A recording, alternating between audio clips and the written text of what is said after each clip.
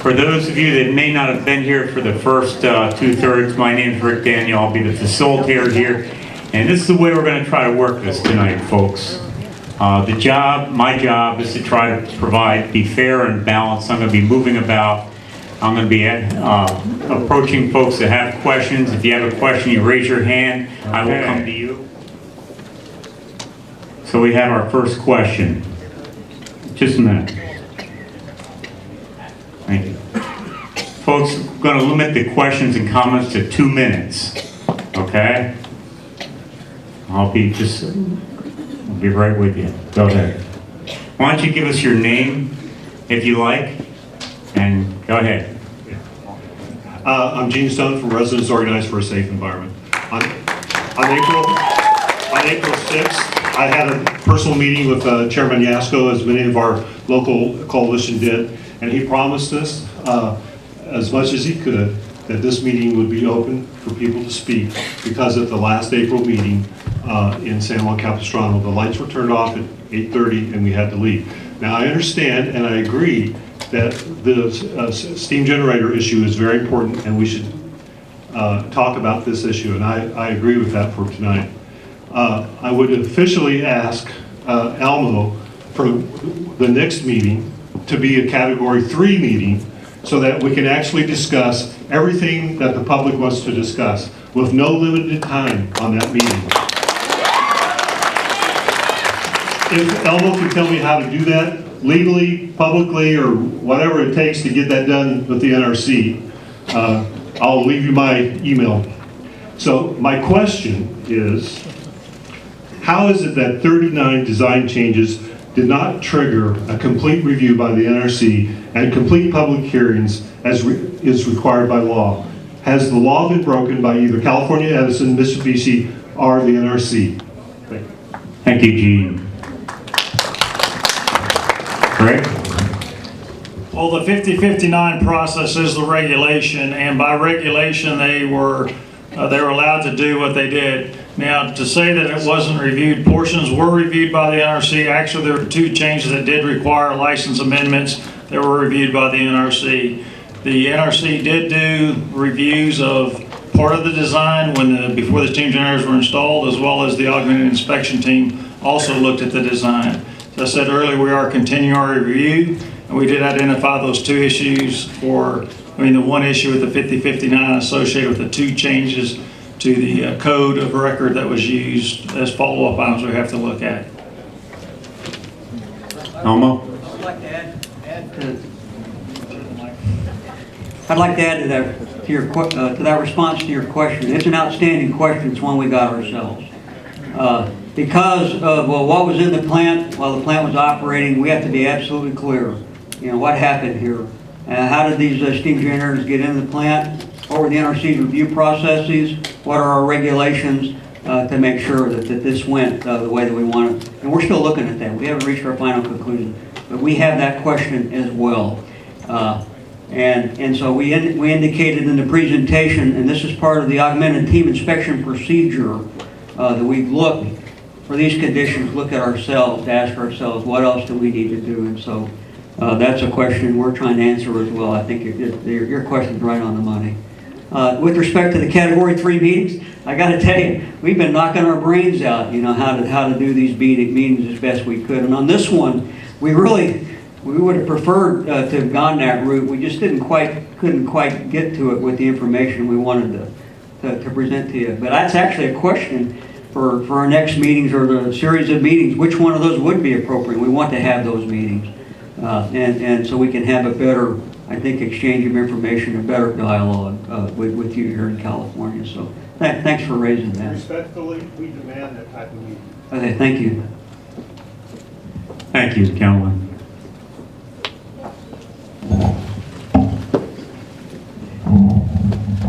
I'm going to come to this lady over here. Excuse me. Give us your name. Are you going to hold it? Rochelle Becker, Executive Director of the Alliance for Nuclear Responsibility. I have 2 questions, and I thought I saw Mr. Craver here earlier. Is he here? Yes, I am. Okay. Hello, Mr. Craver. I have a question for you. Could you just stand up? Because I think the whole audience would like to hear the answer. My question is there a number? Is there an amount of money? We know that there is no amount of safety before you reopen, but is there amount of money before you reopen? How much money do you expect your ratepayers to pay before this plant reoperates?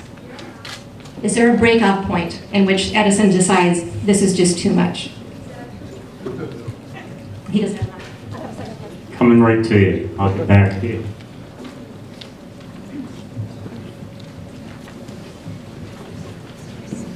At this point, all of our focus has been on trying to understand the technical aspects and what exactly is taking place here, what the mechanism of wear is, what the causes of wear are, and how we are going to actually address those.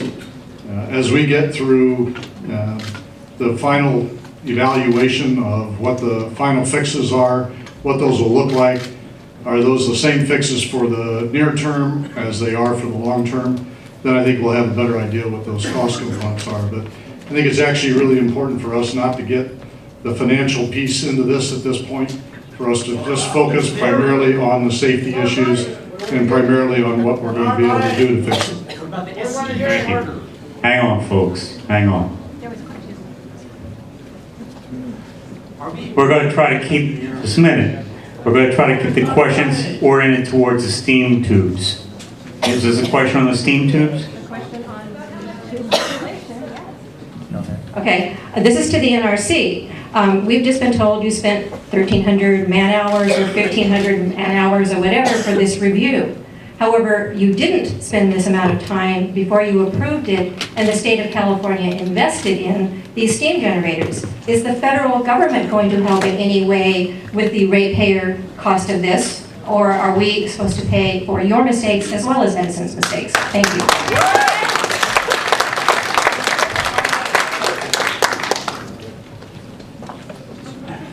Okay.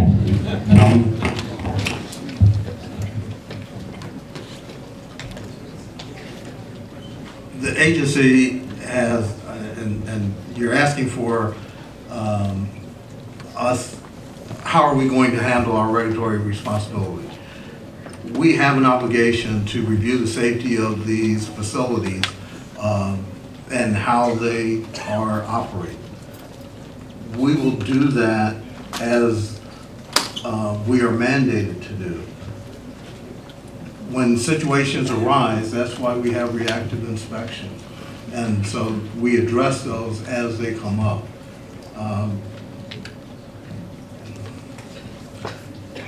I guess I'm not sure how I would address that much beyond that. Please. Yeah, thanks, Rochelle. It's good to see you here tonight. It's been a while. I think we've already indicated we need to go back and look. Did we follow did NRC follow our processes, which are implementing our regulations, and was the right implementation of the inspection programs that were put in place to look at this very thing? And our accountability, I think, goes to the oversight committees we answer to in Congress. Ultimately, and we have some representatives here that hold us to that, to make sure we follow our processes. I mean, that's all I can do is follow my process from the regional office, and we are doing our best to make that happen. So if we're not, we want to be the first to fix it. But also, we're going to take a look at these processes and see if they need to be improved because of what's going on here. This was a very difficult technical issue. I'll be quite honest with you, it's not been seen before. That doesn't give anyone any comfort. But we need to be smarter up front about these types of changes in nuclear power plants. So I'll acknowledge that. Thank you, Elma. This gentleman, you have a question? Can you stand up, please? My name is Jim Cummings, retired Southern California Edison employee, Unit 1. I have a question in regards to why the design was changed on the steam generators from the initial construction to where we fabricated something out of the, maybe different from what the final engineering report would have had you do. That seems like there's been a major deviation right there as far as steam generator design. NRC. Yeah, I'll take that question. Yeah, of course, the steam generators were different than what was originally put in because the original steam generators had to be replaced. So they had issues with the original generators across the industry, and from a lessons learned standpoint, there have been numerous changes that have been incorporated in the new generators.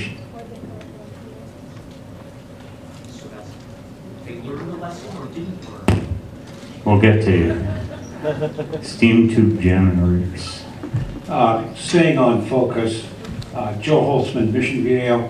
My question is one question. I'd like to direct it to the NRC. Greg, perhaps you take it, and maybe Mr. Dietrich could take it. Was there a failure mode effect analysis done on these designs before construction was started?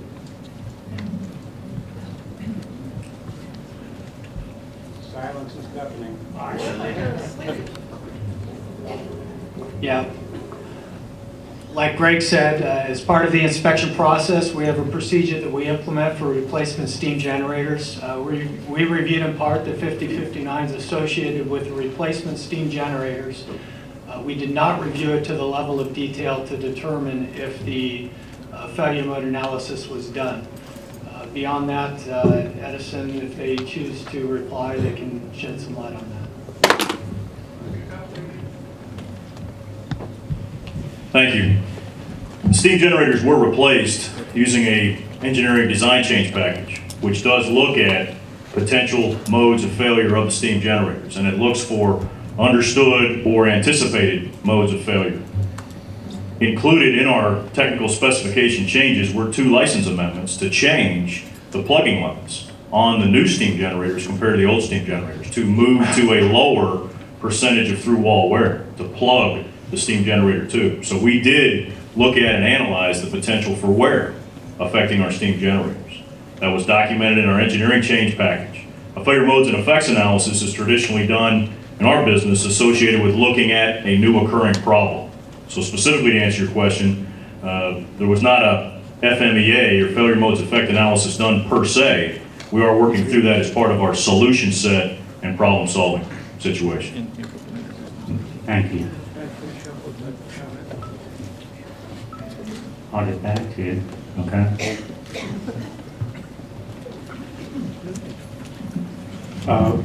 Bojan Joksimovic, why is it that Mitsubishi is not present at this meeting, and the same for Arriva and Westinghouse?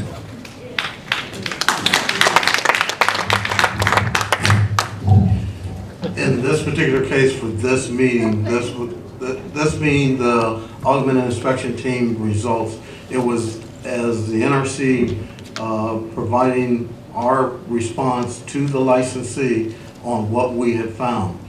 Mitsubishi, Riva, others are vendors to that licensee. They are not the ones that we look to for responsibility associated with that facility. So if they were here, they would be here at an advisory capacity to the licensee. Thank you, Tom. Steam tubes. My name is Emily Rush. I'm a concerned citizen and the director of the California Public Interest Research Group, a statewide consumer advocacy group. And like Rochelle, I'm concerned first and foremost about safety, but I am also concerned about costs to ratepayers. We're already paying for the steam generators that are now not operating. And I'm wondering if Southern California Edison can commit to not asking ratepayers to pay for the steam generators again, should they need to be replaced.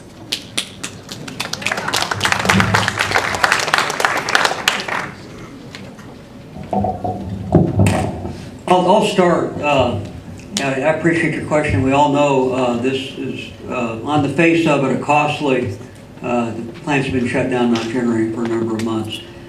Just from an NRC's perspective, we are primarily interested in safety. And so I know I can't put myself in your shoes as a California ratepayer, so I don't really understand how you're feeling. But I would ask you to look at us and say, we're going to take a look at safety first and see where it goes. Now I'm going to see if you want to, if Pete might add to that answer for you, since they do think about cost. Yeah, thank you. Tonight we came out to talk about specifically the augmented inspection team results and to talk specifically about what our learnings are up to this point. I will share with you that the concerns of our stakeholders, the concerns of our customers are very important to us, and we are mindful of that as we go forward. All of our discussions regarding cost or cost issues are ahead of us types of discussions. We will have opportunities to continue to discuss that, and it will play out very openly in front of the California Public Utility Commission. So we are committed to providing that visibility to the situation going forward. But I think tonight it's important to talk about the technical situation and how we move forward over the next few months. Thank you. Just gonna move over here. I'm coming, folks. I hope some of you have some questions. I got a technical team sitting here on the front row. They're just dying to answer your questions. Okay, Ray Lutz with Citizens Oversight. Now you mentioned that the unexpected tube-to-tube wear was due to excessive steam velocity. And the question is, and you said your simulation simulated it to be 3 to 4 times higher than the other simulation. And my first question is, did you actually measure the velocity of the steam to find out if either of those simulations is any good? Did you measure the velocity in the actual steam generator? Number one. Number two, why is the steam at a higher velocity? That is not the root cause. You need to jump back and say, why is it going faster? Is it because Southern California Edison modified these steam generators by adding 370 additional tubes and subtracting certain supports and so forth? Is that the reason? What is the reason? Because you guys came in here saying you came to the cause of this, and you give us no cause. This is not the cause. So I want to know the answer. What is the cause of the excessive steam velocity? And if you tell me it's because of something that happened somewhere else, then you have to ask, why did that happen? And you're stopping after just one thing. Well, excessive tube-to-tube wear, that's why the leak started. Why did that happen? Excessive steam velocity, why did that happen?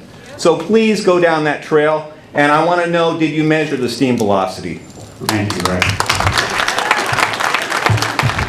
Actually, that question is outstanding. We have to understand, and Songs owes us that answer as far as what specifically in the design change the steam generator causing the higher than expected velocities, and as they talked about, steam void fractions. So they still owe us that. We've been that's been something we've discussed since we've been on site. And I'm sorry, what was the other question? Did you measure the steam velocity? They do not measure steam flows within the steam generators. We don't have that capability. The modeling is done based upon experimental data as well as empirical data. Okay, another question about steam tubes. Yes, ma'am. Both simulations could be correct. Karen Stone from Laguna Hills. I wanted to know just how much radiation was released from 3 when it had its problem. You're saying it's minimal, but how much was it? We need to know. Thank you, Karen. Thank you for the question. As I told you before, I was on site, I responded to the event. Full-time when I'm on the site, I wear a radiation badge that measures my own radiation, so I'm monitored. We independently verified and quantified how much release there was. The amount was 5.2 e to the minus 5 millirem. Now what that means essentially is it was more than 10,000 times below what you would receive from, say, an X-ray of the arm, or what each of us receives daily from naturally occurring background radiation, which is about 1 millirem. So it was 10,000 times below that amount. Okay, thanks. Essentially, on my radiation badge that I wear every day that measures my radiation, it was negligible. It wasn't picked up at all. Thank you. Okay, question, Gary Hedrick. Yeah, my name's Gary Hedrick, representing San Clemente Green, about 1,500 citizens. And I'd like to share a more general observation that will cover the steam generator issue indirectly, but if you please indulge me while I read. This is an intervention. The people that you are sworn to protect, the ones that you ultimately serve, are speaking up in a strong and forceful way because you are blindly following a path that has become a habitual routine. Unfortunately, it eventually will lead to the destruction of everyone and everything for miles around if allowed to continue indefinitely. We can't simply let this situation continue any longer. We have been extremely lucky so far. The reckless behavior of Edison that has been exhibiting over the years has got to stop. Edison's insatiable appetite for gambling continues to escalate when losing is virtually impossible thanks to the Price-Anderson Act, and winning is practically guaranteed simply by staying in the game. This situation would be an irresistible temptation for even the most timid gambler. Having never lost, the obsession becomes even stronger, yet the longer one goes on a winning streak, the more likely it is that luck will run out. The Nuclear Regulatory Commission is equally responsible for this situation, reaching such an intolerable condition. Your good intentions, aiming to make sure that the power we need is delivered in a safe manner, has an inherent conflict of interest that can't be avoided. You either have to put safety first or follow your loyalty to the industry from which you came. You have become the enabler in this relationship, a codependent partner torn between what is best for those you work closely with and the public at large. It is with concern for the good of all that we must step in as interveners, reminding you that you must act responsibly and remember your original obligations to the people and the environment. All right, Gary, hang on a second. Is this going to result in a question about steam tubes? Another minute. It's for a lot of people. The plain truth is that we don't need to gamble our families and our possessions in order to get the power we need from the comfortable lifestyles we are accustomed to. The last 4 months have been living proof of that fact. The cost of continuing to support this aging nuclear power plant is not necessary. All of the consternation over evacuation routes and sheltering in place to escape radiation has vanished with this recent revelation. The only responsible action to take is for Edison to transition to truly sustainable and safe alternatives before the competition gets too far ahead, and for the NRC to recognize that it is time to retire this old racehorse and deal with the extremely toxic waste that has been piling up in the stall for more than 30 years now. All right, Gary. Okay. Thank you.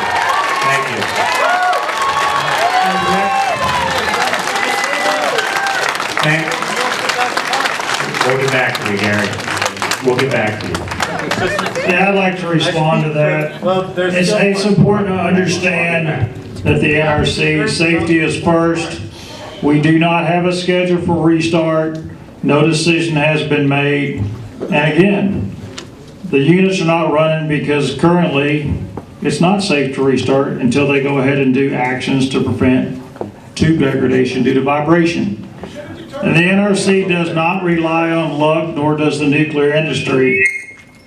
The steam generators, the reactor itself, the design, actually incorporated looking at a steam generator tube rupture. So that was part of the design that the plant could respond to. As Greg Warnick indicated earlier, they have detection equipment that rapidly detects the small leaks. Operators are trained. They go to training, extensive training. They're able to respond to the leak, isolate it, minimize the leak, as well as multiple barriers in place. So again, the plant design, the training, and the construction of the plant are specifically designed to combat accidents, including steam generator tube rupture. So there's no luck involved with that. Can I finish one paragraph? Gary, I'll tell you what. As time permits, we'll get back to you for the last paragraph, okay? That's kind of... Okay, we're not going to forget you, okay? I promise. We're going to get back to you. Sir. Okay, my name is Rick Weiss, and I have two questions that I think are germane to this issue. They concern the tubes, and I wanted to know a little bit more about the details of the tubes. I understand that they're about 3/4 of an inch diameter. I wanted to know what they're made of, how thick the walls are, and how they've been tested to withstand, we've been talking about vibration, how they've been tested to withstand the earthquakes that we have around here. Okay, that's a concern to me. And the other question is, in the event that they have to be replaced or something, what happens to them? I mean, where do they go, and what plans do you have to dispose of them or store them, or actually, what are your plans to that was a good question about the nuclear waste piling up. You know, for the past 30 years, it's been piling up, and we've been looking for solutions, waiting for solutions. And are there any new solutions that you have for that? Thank you, Rick. I'm going to let Emmett answer the question about the steam generator tubes. Up there in front, he's part of the augmented inspection team. Again, 30 plus years experience looking at steam generators. Go ahead, Emmett. Okay, I believe one of the questions was what are the tubes made of? They're made out of Inconel 690 thermally treated nickel chromium iron alloy, very stress corrosion crack resistant compared to the Inconel 600 tubing used in the original steam generators.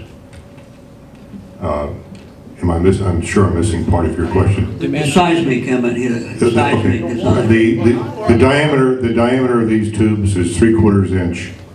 The wall thickness is 0.043 inches, 43 mils.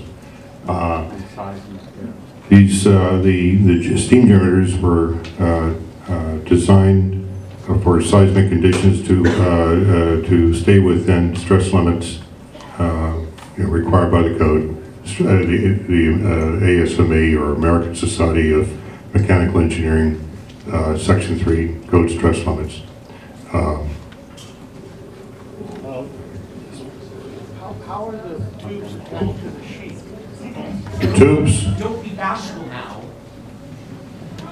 each of the tubes is welded at the tube ends to the tube sheet. And in addition, they are hydraulically expanded for the full thickness of the tube sheet. How far apart Okay, thank you.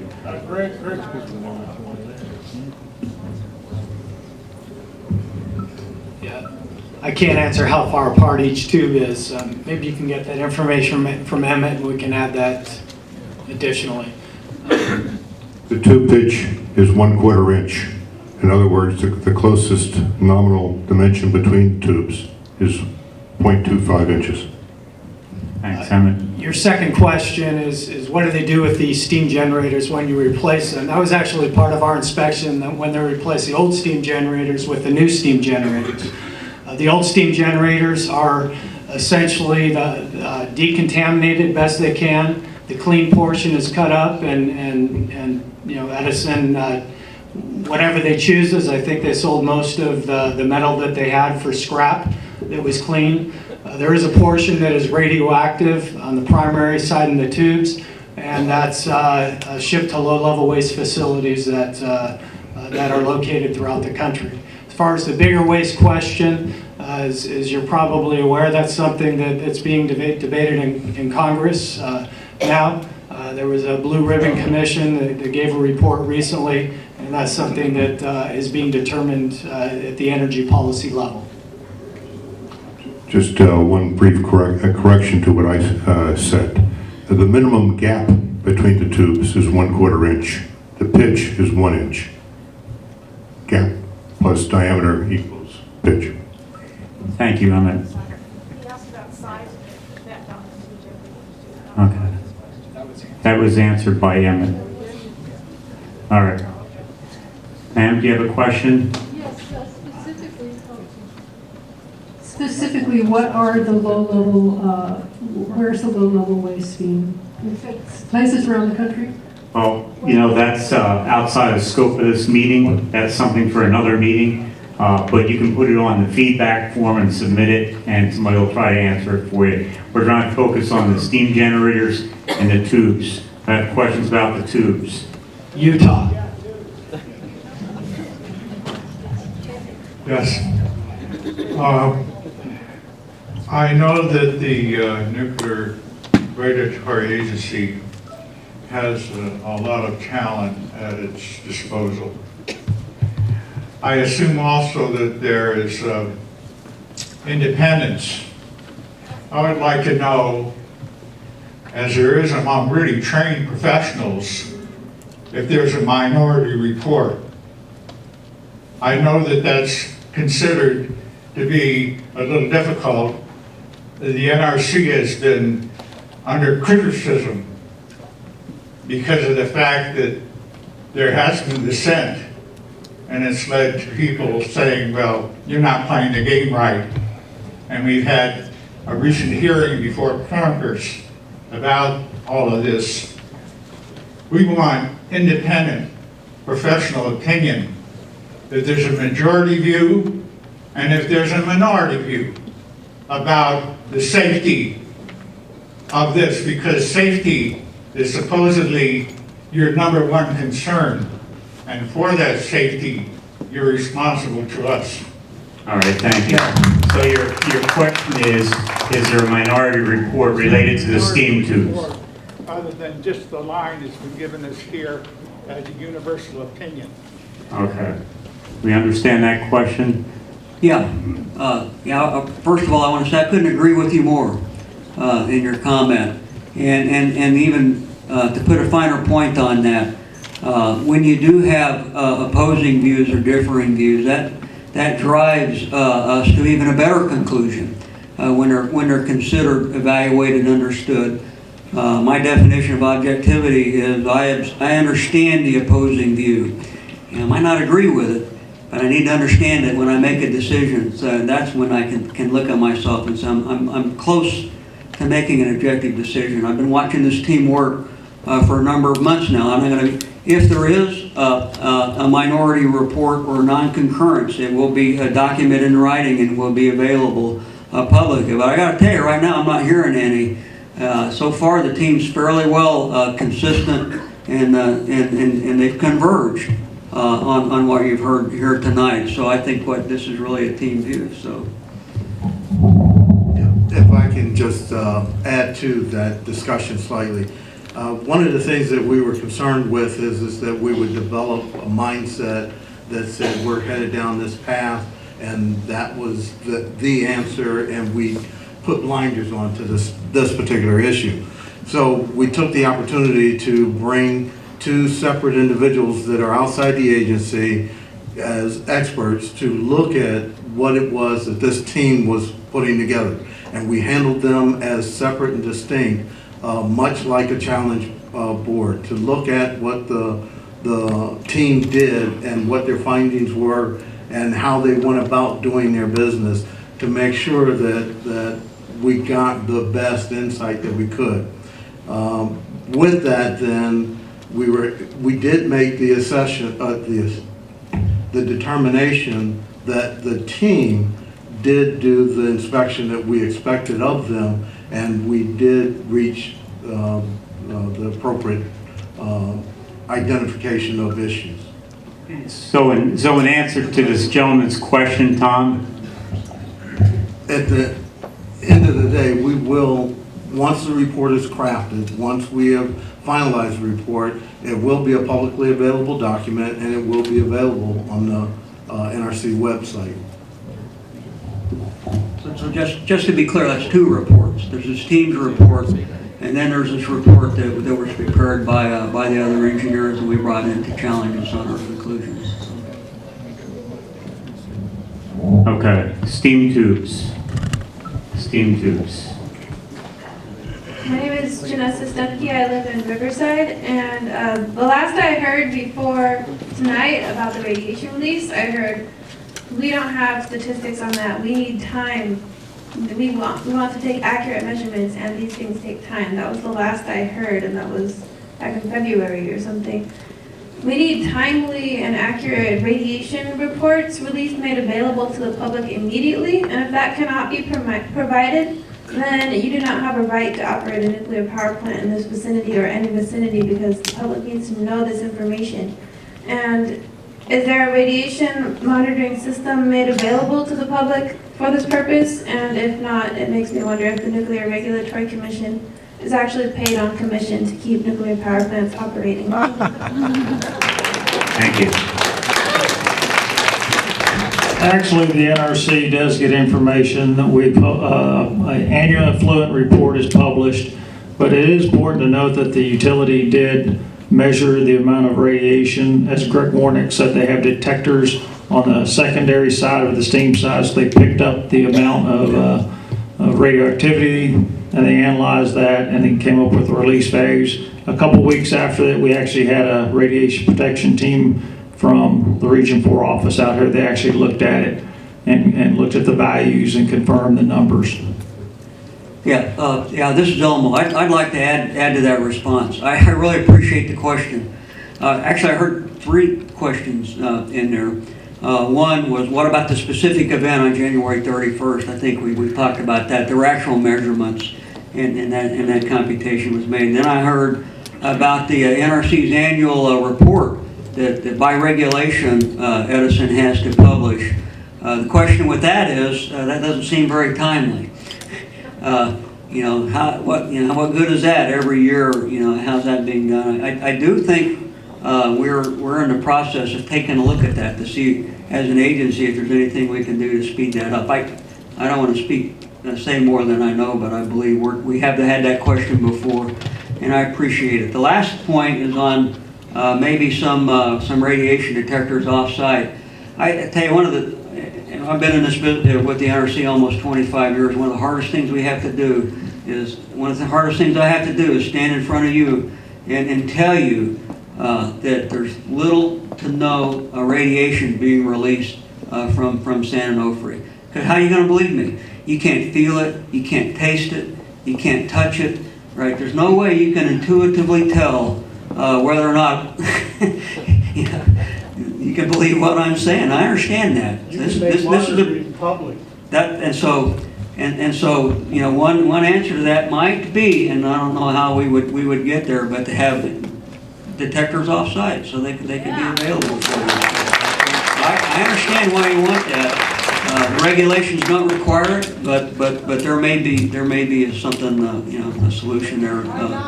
All right, thank you, Elmo. Rick Morgul. I live in Ramona, California. Couple of things. Real-time reporting over the internet, the emissions would be greatly appreciated, but I'm sure most of the people in this room. My concerns about the tubes are Mitsubishi's been making these steam generators for quite a long time, and they've been put in all kinds of plants across the United States, and there may be some design changes, but the basic geometry and flow in and flow out are probably pretty consistent amongst all these generators. I can't imagine that their simulations are 3 to 4 times off. And if so, how can that be? And if they are that far off, how come we haven't had these problems in other places? And why is it showing up now? All right, thank you, Rick. Greg? Yes. And actually, Mitsubishi has only had 2 generators that are currently designed and operating in the United States. One is, both the units here at Songs and then at Fort Calhoun, located outside Omaha, Nebraska. Those steam generators are similar design, but they're much, much smaller. And actually, we have the same concern with why the thermohydraulic model underpredicted the flows. And that's another area that we were asking what was it in their model that caused those thermohydraulic conditions to be underpredicted. So we've already asked for that also.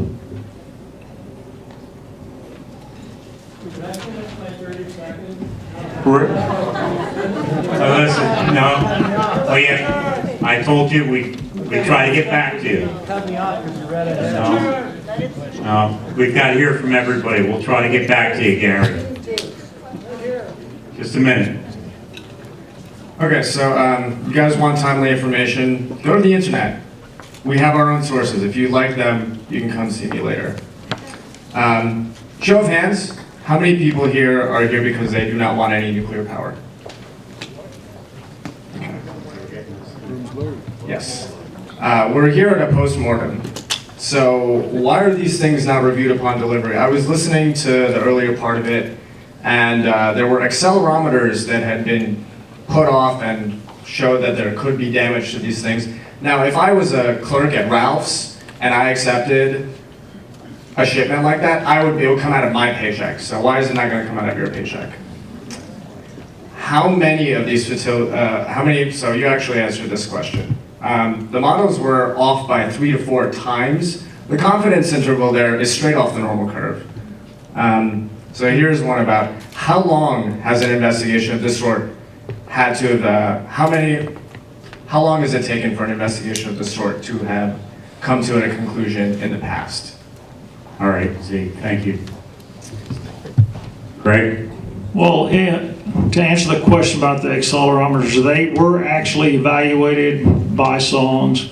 We just had a concern as we looked at them to make sure they were properly evaluated. So they just weren't blown off. They were actually reviewed. But we wanted to make sure that we understood to make sure they were actually evaluated in accordance with their procedures.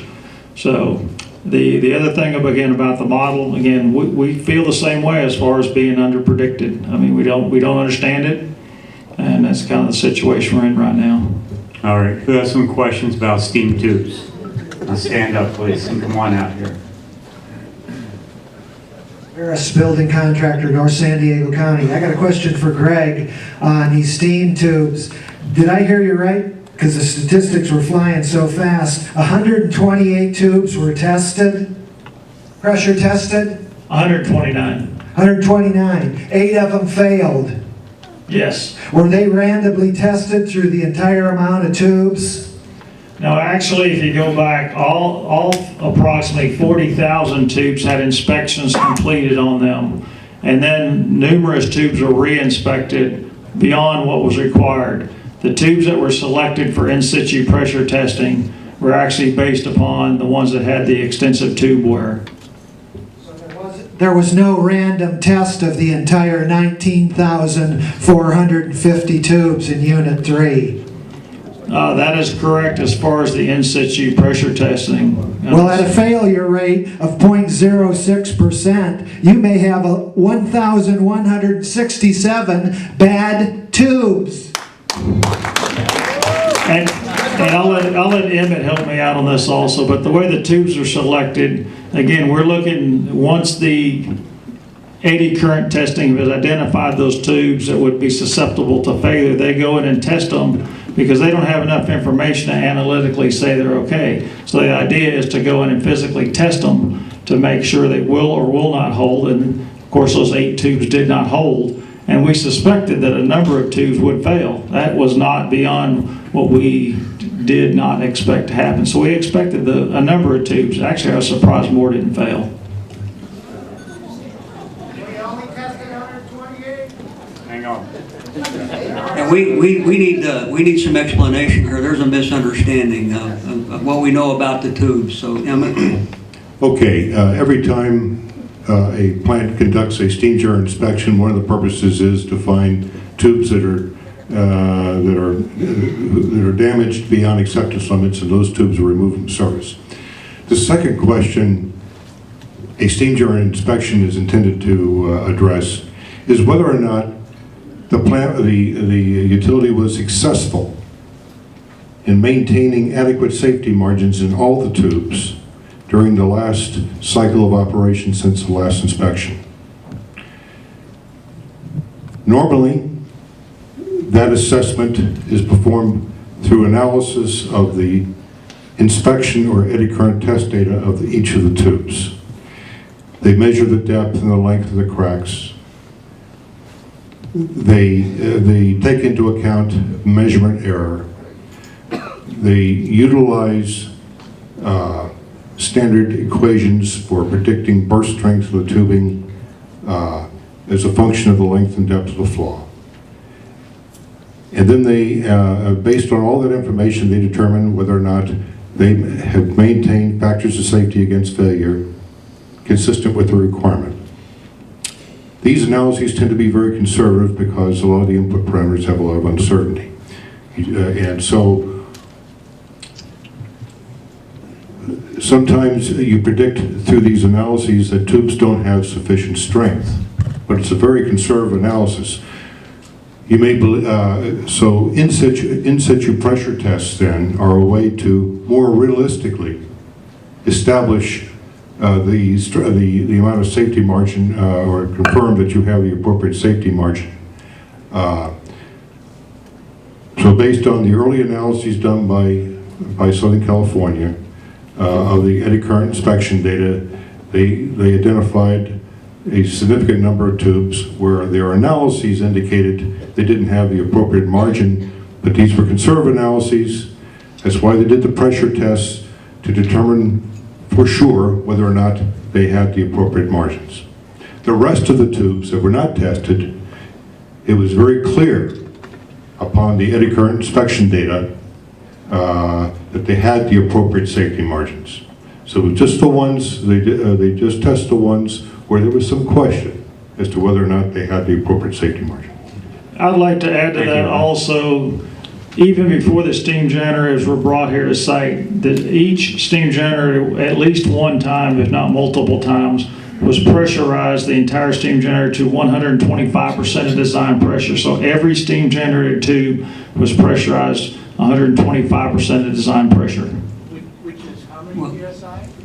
About 900? No, again, you're going from the primary side, so we'll just go approximately 2,000 pounds, so add another, 2,500 pounds, so add another 500 pounds. So they're all pressurized to 2,500 pounds, the entire steam generator. So it just wasn't the tubes, it was the entire structure. Rick, I want to make sure this is a very important point that's made by the gentleman to understand what's been done at the steam generators and what the condition of the tubes are today.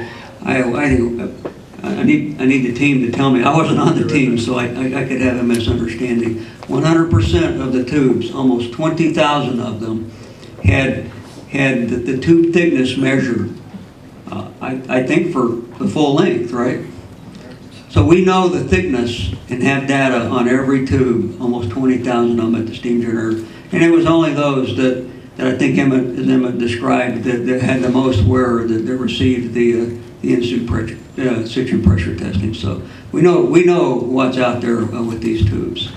So it's also important to understand that the tubes will wear during normal operation. So as part of the inspection program, they go and look at them to make sure, even if they don't have a leak.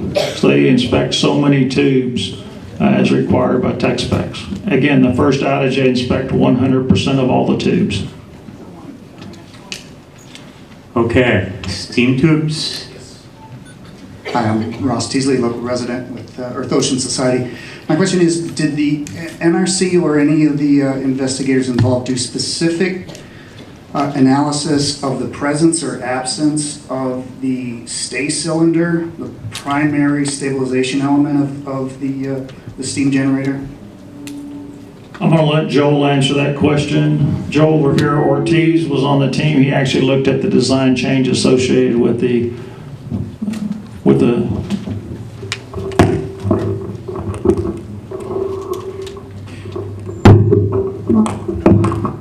Yes, Joel Rivera, NRC Region 2. As part of the AIT, we looked at many of the design changes that were made from the regional to the new steam generators, and we looked at how the stay cylinder was changed from the regional to the new steam generator.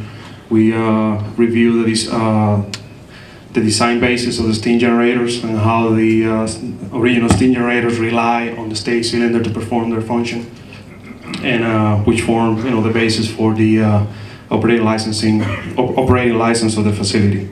And we determined that the final safety analysis report of the facility did not rely specifically on the stay cylinder for the safety functions of the steam generator. Thank you, Joel. All right. I got to go to this lady in the green shirt before her arm falls off. You have a question about steam tubes, right? Okay. Thank you. Thank you so much. This event that happened on January 31st, correct? Okay. What would the tube's strength be on January 30th if we had had a serious seismic challenge to that plant? What would it take to, they certainly were damaged the day before, but they only broke on the 31st. Now maybe they were damaged on the 20th or the 21st. What do we know about how strong these were prior to. Yeah, aren't we just gambling here? Aren't we just taking our chances? You know, we're not a test facility here, a nuclear test facility. We're families, we're a community, and we deserve better.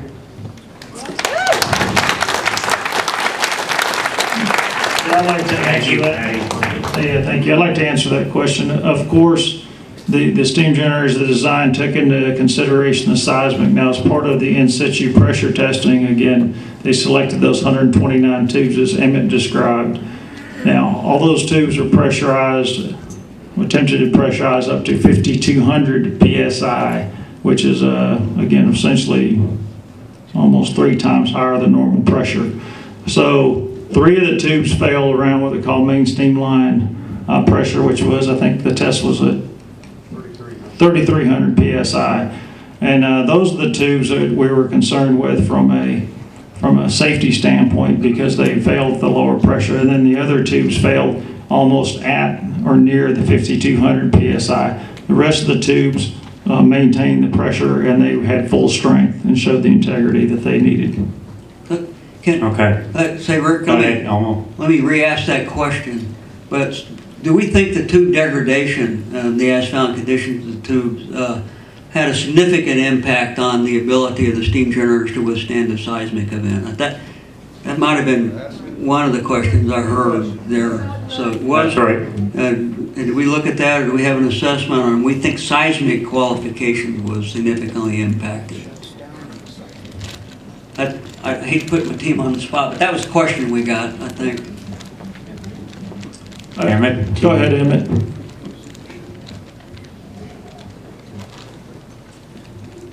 No. Okay, we have the team leader, now we need the expert to speak.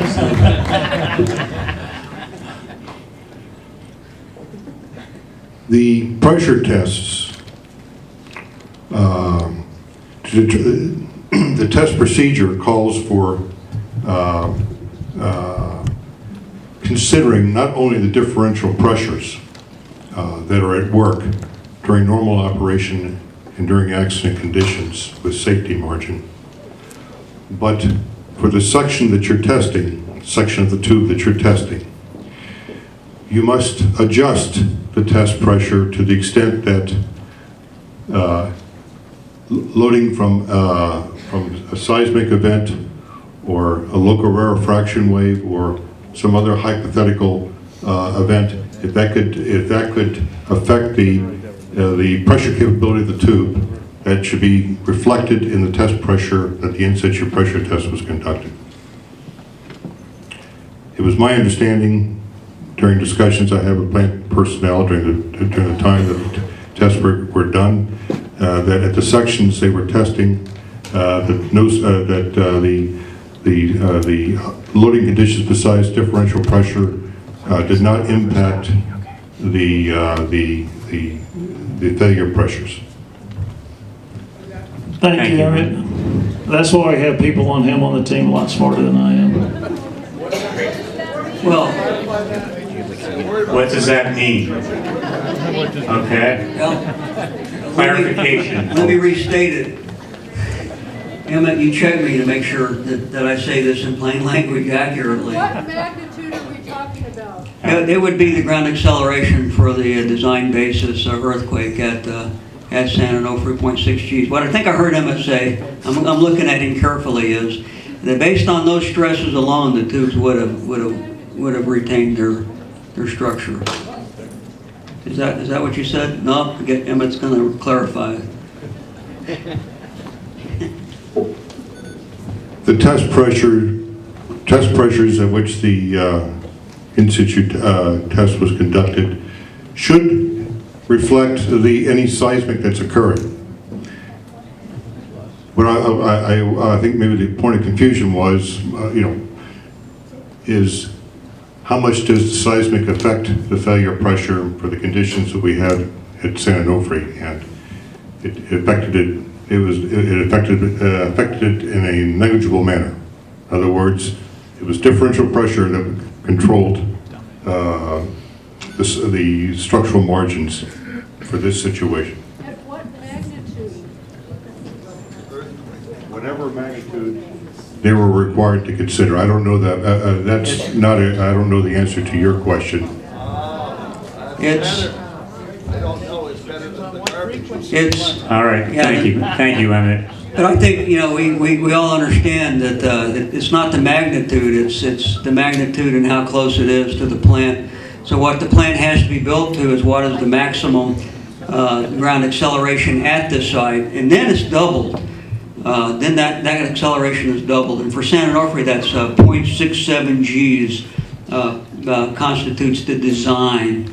That's the ground acceleration at the site that the plant has to withstand. Horizontal and vertical? Is that horizontal and vertical? There are components, horizontal and vertical. I don't know the numbers of exactly the horizontal and vertical, but yes, that is considered.